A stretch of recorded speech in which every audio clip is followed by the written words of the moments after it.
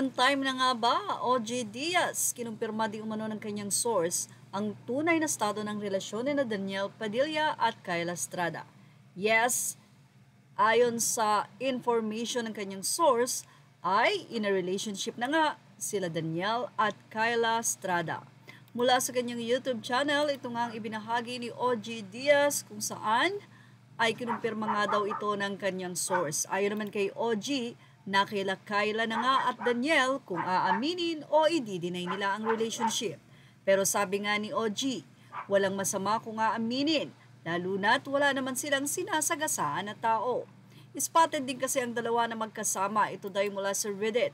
At kung saan man itong area na to, ay hindi na nga nila alam.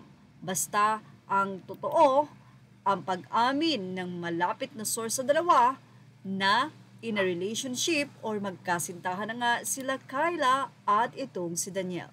Alam niyo po ba sa comment section ng Fashion Police kung saan ibinahagi nila ang update na ito na may 167 comments ay puro positive ang naging feedback dito.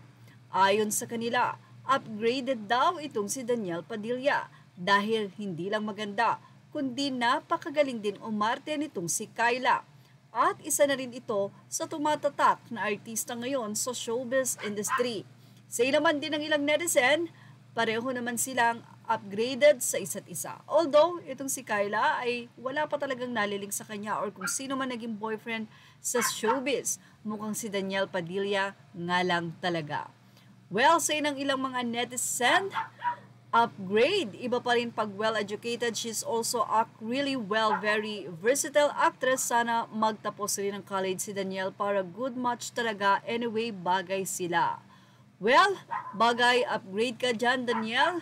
Kaya daming nag-iiyak ang mga hindi pa makamove on. Well, sabi nila para magkamukha daw sila, go lang, both single naman. She can do better than this pero may daddy issue siguro kaya kapareho ng daddy niya ang tipo, say naman ng isa. Well, I like Kyla, I'm not sure with Daniel. Matalino naman daw at edukada si Kyla so siguro naman aware siya sa mga possibilities. Ang ganda ni Kyla, ang galing pang umarte. Well, kinain ni Kyla yung sinabi niyang ayaw niya nang nasa showbiz ang makarelasyon. Oh well, the heart wants what it wants nga raw kaya kiberna. Where siguro nagka-developan din ang dalawa sa nasabi nga pong serye na Incognito. Say naman ng isa, iba pa rin naman kasi din kung sinabi niya never siyang makikipagrelasyon sa taga-showbiz. Ayaw. Sometimes pwede pa talagang magbago ang isip. Ako, ayaw ko dyan kay Daniel nung KN days niya. Ngayon, like ko na siya kasi mas nakita kong crop niya as an actor and not just one, a half of a love team. Well, pareho na nga naka-move on, kaya naman congrats kay Kyla at kay Daniel. Yan ang ating Showbiz Now update. Images are all credit to the rightful owners. Thank you for watching Showbiz Now.